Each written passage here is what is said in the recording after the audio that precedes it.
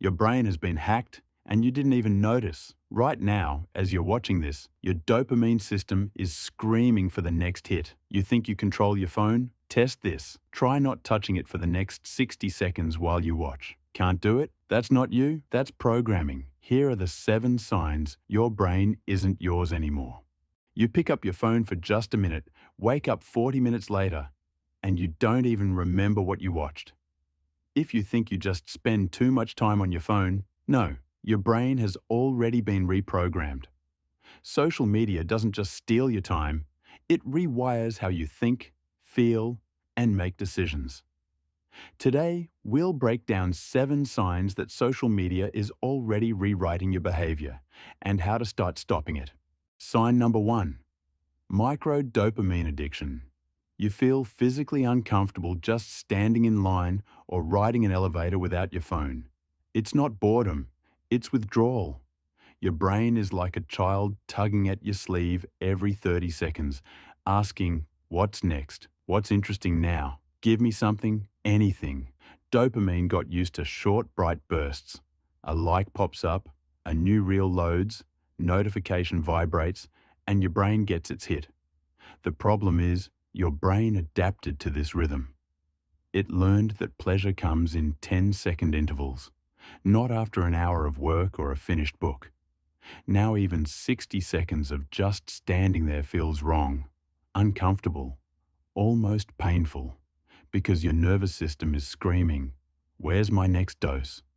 This isn't laziness, this isn't weak character, this is classical conditioning, Pavlov's dog. But instead of a bell, it's a notification sound. Caught yourself doing this?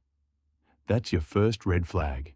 Here's the antidote. Start training yourself to take micro pauses without your phone. Even just 30 to 60 seconds. Stand in line and just breathe. Ride the elevator and look at nothing.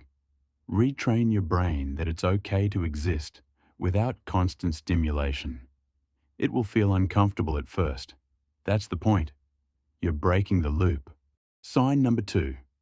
Clip thinking instead of depth. You can't watch a video where no one's yelling or jumping every 2 seconds. You open a 5-minute article, scroll down, and close it without reading. Your brain got used to the fact that every 1 to 2 seconds there must be a new stimulus. Otherwise, it's boring and irritating. The problem is, you're losing the ability to focus deeply, to think through one idea for more than 30 seconds. Everything that doesn't grab you instantly feels like a waste of time. But deep work, real learning, understanding, they require patience. They require the ability to sit with discomfort and boredom. Your brain is now optimized for dopamine hits, not for understanding. Here's the fix. Train your anti-TikTok format. Set a timer for 5 minutes and do only one thing without switching. Read one paragraph slowly. Watch one video without skipping. No tabs, no jumps, just one focus point. It will feel painfully slow at first. That's your brain screaming for stimulation. Ignore it. You're rewiring your attention span back to human mode. Sign number 3. Emotions on algorithm's schedule. You open your feed in the morning and your day is already ruined. Comparison, envy, anxiety. It's not your life that's bad. It's what the algorithm decided to show you. Someone else's success, war news, scandals. Your mood doesn't depend on your actual reality anymore. It depends on what 30 seconds of scrolling served you. And here's the thing. Social media platforms aren't optimized for your well-being. They're optimized for retention. Strong emotions equal more screen time, equal more money. Anger keeps you longer than happiness. Outrage keeps you longer than calm.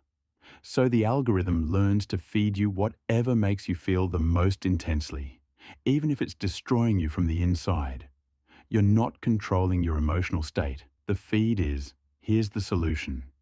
Introduce a rule. The first 30 to 60 minutes after you wake up, no feed. Your brain needs to wake up in your reality, not in someone else's curated highlight reel. Let your mood be yours, not the algorithm's decision. Sign number 4. You think in content, not in life. Instead of just living the moment, you're automatically thinking how to film this, what caption to write, how will this perform. Conversations, trips, even workouts start feeling like background for content, not the other way around. Your brain learned to evaluate events by how postable they are, not by how meaningful they actually are to you. The problem is, you're living life through a camera lens instead of your own eyes. Every experience gets filtered through. Will this get views? And if it doesn't look good on camera, it feels worthless. But real life isn't meant to be performed. It's meant to be lived. Here's the fix. Make a deal with yourself. At least one walk or one meeting per day with zero filming. Pretend cameras don't exist. Just experience it raw. No angle, no caption, no story. Just you and the moment. It will feel weird at first, like something's missing. That's the addiction talking. Ignore it. You're learning to live again, not just document. Sign number 5. Distorted sense of normal and value. It feels like everyone already has a business, perfect body, constant travel, because your feed filters only the extremes. Normal life feels like a defect if you can't sell it beautifully in stories. Your brain takes frequent as normal, and the feed quietly shifts your bar of what normal means. The problem is, you're comparing your behind the scenes to everyone else's highlight reel. You see the final result, not the years of struggle, the edits, the fake, and you feel like you're failing because your Tuesday doesn't look like their Instagram. But that's not real life.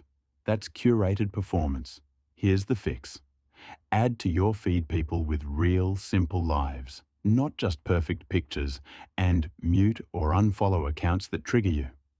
If seeing someone makes you feel worse about yourself, that's not inspiration. That's poison. Your feed should make you feel curious, not inadequate. Protect your sense of what's actually normal. Sign number 6. Automatic hand. The phone is in your hand.